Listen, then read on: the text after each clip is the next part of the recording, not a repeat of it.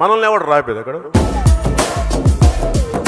Power star Pawan Kalyan గారు 2024వ సంవత్సరంలో గూగుల్లో 2వ అత్యధికంగా సెర్చ్ చేయబడిన నటుడిగా నిలిచారు. ఇది మన తెలుగు రాష్ట్రాల వారందరూ ఎంతో గర్వించదగ్గ విషయం.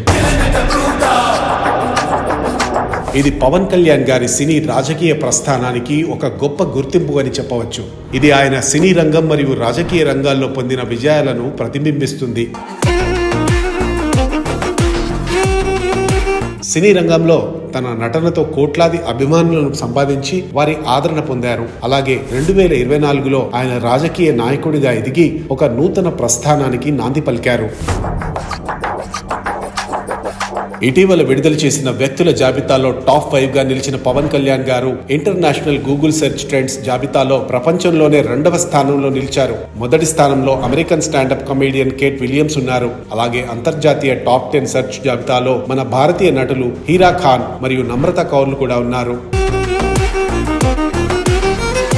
జనసేన పార్టీ అధినేతగా ఆయన టీడీపీ మరియు బీజేపీ కూటమితో కలిసి పనిచేయడం, 2024 ఎన్నికల్లో వారి కూటమి ఆంధ్రప్రదేశ్ అసెంబ్లీ ఎన్నికల్లో అఖండ విజయం సాధించడంతో ఆయన పేరు ప్రపంచవ్యాప్తంగా మారుమ్రోగింది.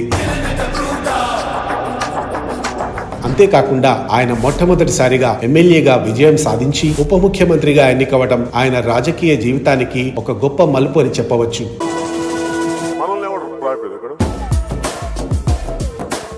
ఇటీవల మహారాష్ట్ర ఎన్నికల్లో కూడా ఆయన ప్రచారంలో పాల్గొని బీజేపీకి మంచి విజయాన్ని అందించి తన సత్తా చాటారు. ఈ విజయాలతో ఆయన జాతీయ స్థాయి నాయకుడిలా ఎదిగారు.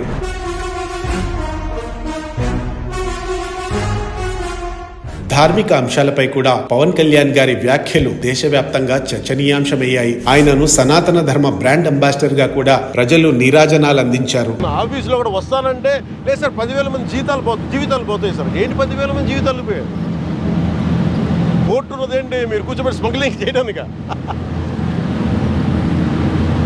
Seize the ship. ఆయన నటన, సామాజిక సేవ మరియు రాజకీయ విజయం, ఆయన విధి విధానాలు ప్రపంచవ్యాప్తంగా ఆయనకున్న కోట్లాది అభిమానుల ద్వారా సామాజిక మాధ్యమాలలో ఎంతో ప్రాచుర్యం పొందాయి.